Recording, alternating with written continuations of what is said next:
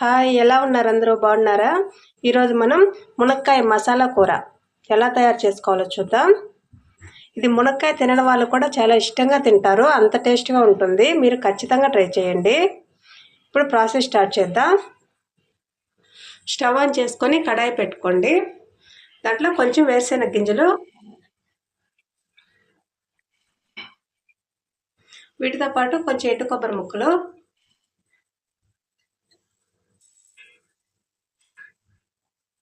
వీటితో పాటు చెక్క, మొగ్గ, యాలక్కాయ వేసి దోరగా ఫ్రై చేసుకోండి. ఎక్కువ ఫ్రై చేసేయకండి, కూర టేస్ట్ మారుతుంది. వీటితో పాటు ఒక స్పూన్ నువ్వులు,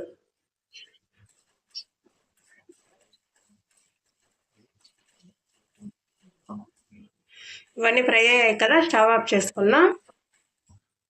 ఇవి చల్లారాయి కదా, వీటిలో కొంచెం చింతపండు వేసుకొని గ్రైండ్ చేసుకుందాం. ఫస్ట్ ఇలాగే గ్రైండ్ చేసుకుంటే తర్వాత వాటర్ వేసుకొని పేస్ట్ లాగా గ్రైండ్ చేసుకోండి. చూడండి, ఇలా మెత్తగా గ్రైండ్ చేసుకొని పక్కన పెట్టేసుకోండి.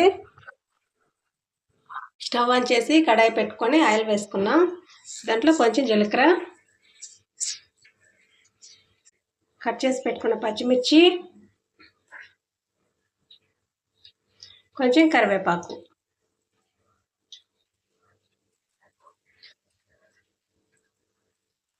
ఇవి ఫ్రై అయ్యాయి కదా. ఇప్పుడు దీంట్లో సన్నగా తరిగి పెట్టుకున్న ఆనియన్, నేను చిన్న సైజు 2 తీసుకున్నాను, మీరు పెద్దదైతే ఒకటే తీసుకోండి.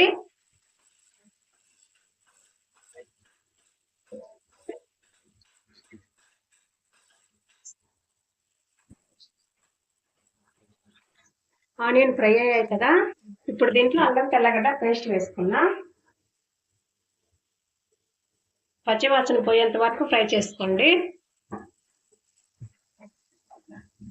ఇప్పుడు దీంట్లో టమాటా పేస్ట్, ఇది ఒక పెద్ద సైజు టమాటా తీసుకొని మిక్సీలో వేసుకున్నాను.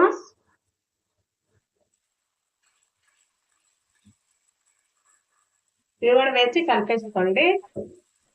చూడండి, టమాటా ప్యూరీ అంతా చక్కగా మగ్గిపోయి ఆయిల్ పైకి వచ్చేస్తుంది కదా. ఇప్పుడు మనం ఒక స్పూన్ కారం వేసుకున్నాను, మీకు రుచి తగినంత వేసుకోండి. ఉప్పు, పసుపు, ఒక స్పూన్ ధనియాల పొడి వేసి కలిపేసుకున్నాం. ఇప్పుడు దీంట్లోకి నేను ఒక మునక్కాయ తీసుకొని ఇలా కట్ చేసి పెట్టుకున్నాను, ఇవి వేసి కలిపేసుకొని మూత పెట్టుకొని ఒక 5 నిమిషాలు కుక్ చేసుకుందాం. లో ఫ్లేమ్లో పెట్టి కుక్ చేసుకోండి. చూడండి, మునక్కాయలు లైట్గా మగ్గుతున్నాయి కదా. ఇప్పుడు దీంట్లో మనం గ్రైండ్ చేసి పెట్టుకుని మసాలా పేస్ట్ వేసుకున్నాం.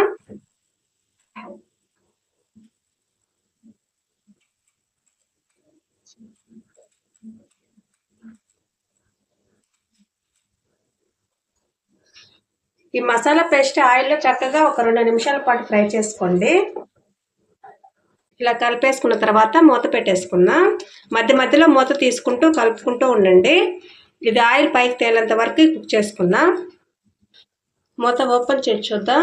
చూడండి, ఆయిల్ పైకి తేలుతుంది కదా. ఈ టైంలో మనం కొంచెం వాటర్ వేసుకున్నాం. వాటర్ మరీ ఎక్కువగా వేసేసుకోకండి.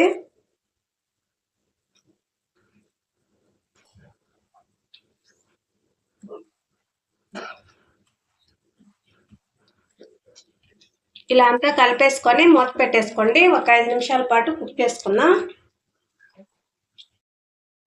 చూడండి, 5 నిమిషాలు అయింది కదా, మూత తీసి చూద్దాం. చూడండి, ఆయిల్ అంతా పైకి తేలిపోతుంది. మునక్కాయ ముక్క ఉడికిందో లేదో చూద్దాం.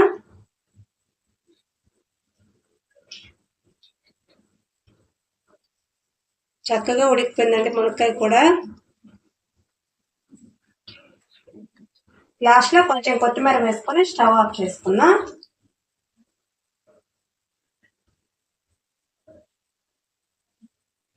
చూడండి, రుచికరమైన మునక్కాయ మసాలా గ్రేవీ రెడీ అయిపోయింది. ఇది అన్నం, చపాతీ, దోశ, రోటీ, ఇడ్లీ అన్నిట్లోకి చాలా బాగుంటుంది.